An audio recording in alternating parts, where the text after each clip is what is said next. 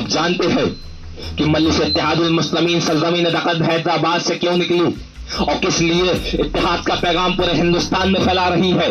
क्योंकि हिंदुस्तान के मुसलमानों के ऊपर जिस तरीके से जुल्म सितम का माहौल तारी है, जिस तरीके से मजलिस इत्तेहादुल मुस्लिमीन सरजमीन दक़द हैदराबाद के अवाम के लिए लड़ती है, उस तरीके से आपके लिए लड़ने आई है मेरे भाई, आपके लिए लड़ने आई है मेरे दोस्तों।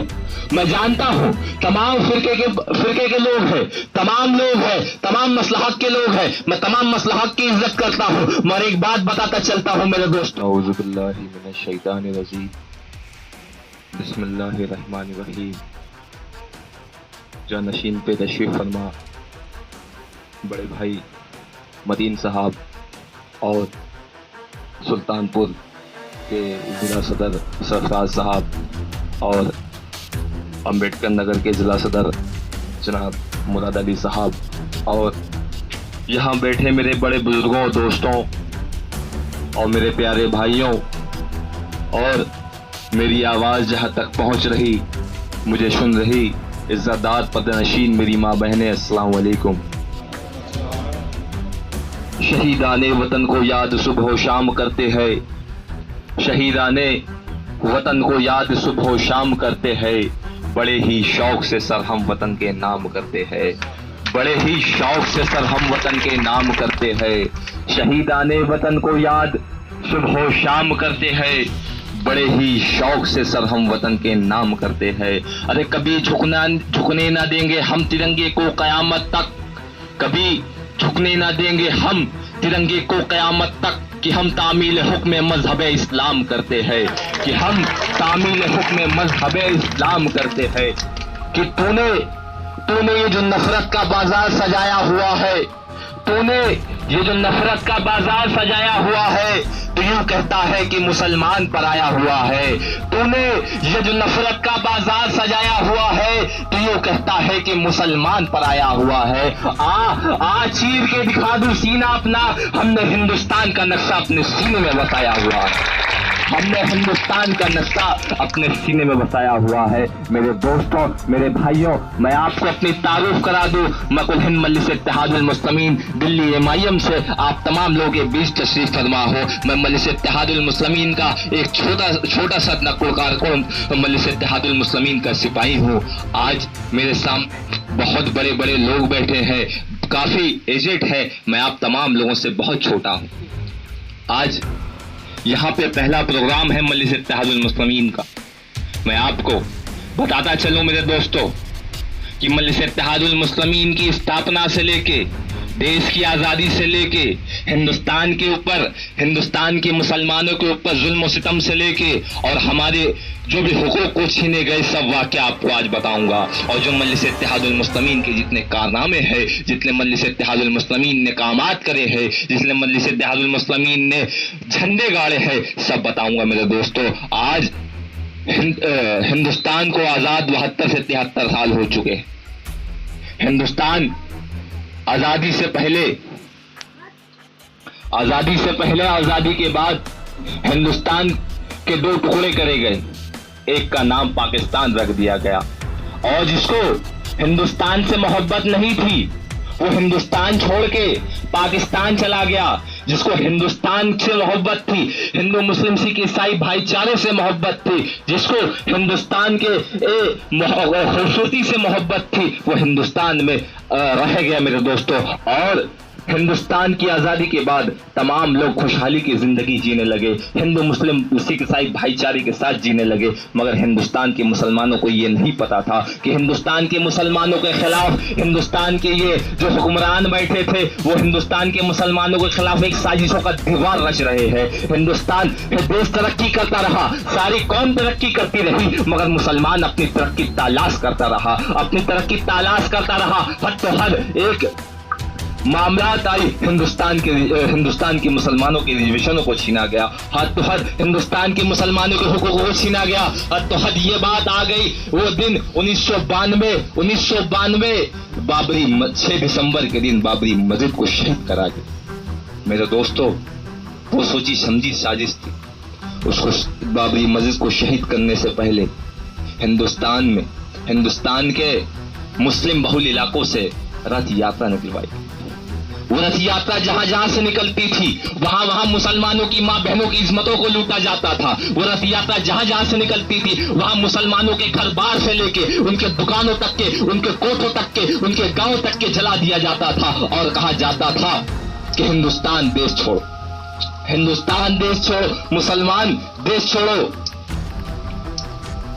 आप बताइए, और आपको मैं ये भी बताता चलूं कि वो लोग कौन थे। देश की आजादी से पहले सावरकर, जो हिंदुस्तान जब आजाद नहीं हुआ था तो अंग्रेजों के सामने माफीनामा लिख लिख के पनाहों की भीख मांगता था। ये वही लोग थे नथुराम गोडसे के नाजायज औलाद थे, जो हिंदुस्तान के राष्ट्रपिता महात्मा गांधी को जिसने गोली मारी। ये वही लोग थे जो हिंदुस्तान की आजादी से पहले अंग्रेजों के सामने चिट्ठीनामा लिख लिख के माफिया मांगते थे। मैं इनको इस स्टेज से बताना चाहता हूं कि हम वही मुसलमान हैं कि हम हिंदुस्तान की आजादी में 50,000 से ज्यादा उलमा इकरामों ने अपनी जान को कुर्बान करा है और हिंदुस्तान को आजाद करके दम लिया है। अरे तुम वही लोग हो जो हिंदुस्तान की आजादी से पहले पनाहों की भीख मांगते थे। तुम हमें इतिहास रटाओगे, तुम हमें बताओगे कि हमारा इतिहास क्या है। आइए मैं आपको अपनी जमात की रुख तरफ लेके जाता हूँ। मजलिस इत्तेहादुल मुस्लिमीन एक ऐसी जमात है कि जब सरजमीन दखन हैदराबाद में जुल्म सितम का माहौल चल रहा था, सरजमीन दखन हैदराबाद में माँ बहनों की इज्जतों को रेजिया करी जा रही थी, तब मजलिस इत्तेहादुल मुस्लिमीन का स्थापना करा। मजलिस इत्तेहादुल मुस्लिमीन के स्थापने के बाद तमाम बड़े बड़े लोगों को कहा गया कि आप मजलिस इत्तेहादुल मुस्लिमीन का कमान समाज, मगर हर जगह से निराशी खबर आ रही थी। तो कुछ लोग पहुंचे अलहाजा हमारे अब्दुल वाहिद अवैसी साहब के पास और उनसे कहा गया कि आप मजलिस इत्तेहादुल मुस्लिमीन के इस ताज को पहनिए। तो आपको पता है कि अब्दुल वाहिद अवैसी साहब ने क्या कहा कि मैं इस्तिकबाल करता हूं इसको, और वो कांटे भरा ताज अपने सर पर पहन लिया। और उसके बाद मेरे दोस्तों, जब स्थापना हो गई तो एक बड़ा जलसा रखा गया। उस जलसे में काफी लोग आए, मगर उसके बाद वो लोग जाने लगे। मगर हमारे अब्दुल वाहिद अवैसी साहब निराश नहीं हुए, वो उसी मजबूत इरादे के साथ वहीं डटे रहे। उसके बाद हमारे जमात के उस वक्त के सदर जनाब अब्दुल वाहिद अवैसी साहब के ऊपर मुकदमे दायर हुए और वो 11 महीने तकरीबन जेल में रहे। वो अकेले जेल में नहीं गए थे, उनके साथ तमाम लोग गए थे। मगर कुछ हालात दिनों में लोग माफीनामा भेज के छुड़ते रहे, मगर अब्दुल वाहिद अवैसी साहब ने कहा कि नहीं, मैं माफीनामा नहीं भेजूंगा और उसी मजबूत इरादे के साथ खड़ा रहूंगा। ये मजलिस इत्तेहादुल मुस्लिमीन की कुर्बानियां हैं जो हम आप लोगों के बीच आके खड़े हैं और आप लोगों से मुत्तहिद होने का एक पैगाम ले रहे हैं। मेरे भाई, आपको पता है कि मजलिस इत्तेहादुल मुस्लिमीन सरजमीन दखन हैदराबाद में जिस तरीके से कामात करती है, जिस तरीके से मजलिस इत्तेहादुल मुस्लिमीन के कारनामे है, जिस तरीके से मजलिस इत्तेहादुल मुस्लिमीन आवाम लोग के लिए, गरीब मजलूम लोग के लिए मुत्तहिद होने का पैगाम एक फैला रही है। आपको बताता चलूं कि हिंदुस्तान में कांग्रेस की गुलामी हम लोगों ने करी। तकरीबन 72 से 73 साल कांग्रेस का झंडा उठाते रहे, समाजवादी का झंडा उठाते रहे, बीएसपी का झंडा उठाते रहे, अरे आम आदमी पार्टी का झंडा उठाते रहे, तमाम इन फिरका परस्त ताकतों का झंडा उठाते रहे। मगर इन लोगों ने हमें सिला दिया है, तो क्या दिया है? यही सिला दिया है कि हमारी माँ बहनों की इज्जतों को हमारे सामने रेजी करी गई है। अरे यही सिला दिया गया है कि हमारे बड़े बुजुर्गों को गाय के नाम पे मारा गया है। अरे यही सिला दिया गया है कि हमारी बस्तियों को, हमारे कोठों को, हमारे गांव को जला के वीरान कर दिया गया। आप जानते हैं कि मजलिस इत्तेहादुल मुस्लिमीन सरजमीन दखन हैदराबाद से क्यों निकली और किस लिए इत्तेहाद का पैगाम पूरे हिंदुस्तान में फैला रही है? क्योंकि हिंदुस्तान के मुसलमानों के ऊपर जिस तरीके से जुल्म सितम का माहौल तारी है, जिस तरीके से मजलिस इत्तेहादुल मुस्लिमीन सरजमीन दखन हैदराबाद के अवाम के लिए लड़ती है, उस तरीके से आपके लिए लड़ने आई है मेरे भाई। आपके लिए लड़ने आई है मेरे दोस्तों।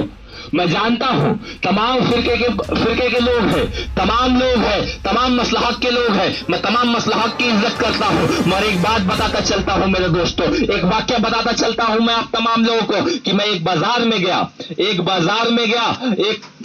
बाजार में बहुत सारे फल लगे होते हैं। उन फलों में से एक अंगूर फल भी होता। आप तमाम लोग जानते हैं, आप लोगों ने देखा होगा, कभी आप लोग भी लेने गए होंगे तो आप तमाम लोगों ने देखा होगा कि एक तरफ गुच्छे वाला अंगूर रखा रहता है और एक तरफ टूटा हुआ अंगूर रखा रहता है। और आप जब भी टूटे हुए अंगूर की कीमत पूछते हैं तो वो दुकानदार कम बताता है, और आप जब गुच्छे वाले अंगूर की कीमत पूछते हैं तो उसका ज्यादा बताता है। आखिर क्यों? पता है, क्योंकि वो एक गुच्छे में है, एक मजबूती है, और टूटा हुआ जो अंगूर है वो बिछड़ चुका है, सड़ गया है, गल गया है। यही हालात आज हमारे कौम का हो चुका है कि अरे आज हम फिरके परस्ती में बढ़ गए हैं, अरे आज हम शिया में बढ़ गए हैं, अरे आज हम सुन्नियों में बढ़ गए हैं, अरे आज हम अहले हदीसों में बढ़ गए हैं, अरे आज हम बरेलवियों में बढ़ गए हैं। अरे मारने वाला आपको ये देख के नहीं मारता कि आप सुन्नी हो, आप शिया हो, आप बरेलवी हो, आप अहले हदीसी हो, आप हनफी हो। मारने वाला आपको ये देख के मारता है कि आपके सर पे टोपी है, आपके चेहरे पे दाढ़ी है, आपने कुर्ता पजामा पहन रखा है और आप मुसलमान हो, तभी आपको मारा जाता है। मेरे दोस्तों, आप लोगों को भी यही बताना होगा कि हम मुसलमान हैं, हम किसी फिरके में नहीं है, हम किसी मसलहत में नहीं है, हमें मुत्तहिद होना पड़ेगा। आप तमाम लोगों से एक वादा लेना चाहता हूं, बोलेंगे ना मेरे भाई, बोलेंगे ना आप तमाम लोग, आप तमाम लोग बोलेंगे ना मेरे भाई? अरे हाथ उठा के बोल दीजिए, हाथ उठा के बोल दीजिए, कौन फिरके परस्ती में नहीं रहेगा? नहीं रहेगा ना? एक बार आवाज दे दीजिए मेरे भाई, नारे तकबीर, नारे रिसालत, नारे तकबीर, इत्तेहादुल मुस्लिमीन। अरे जीना है दुनिया में तो कोहराम मचा दो, अरे जीना है खामोश मिजाजी तुम्हें जीने नहीं देगी, अरे जीना है दुनिया में तो कोहराम मचा दो। आओ आओ मेरे आवाज के साथ आवाज मिला दो और हिंदुस्तान जिंदाबाद का नारा लगा दो। हिंदुस्तान, हिंदुस्तान जिंदाबाद।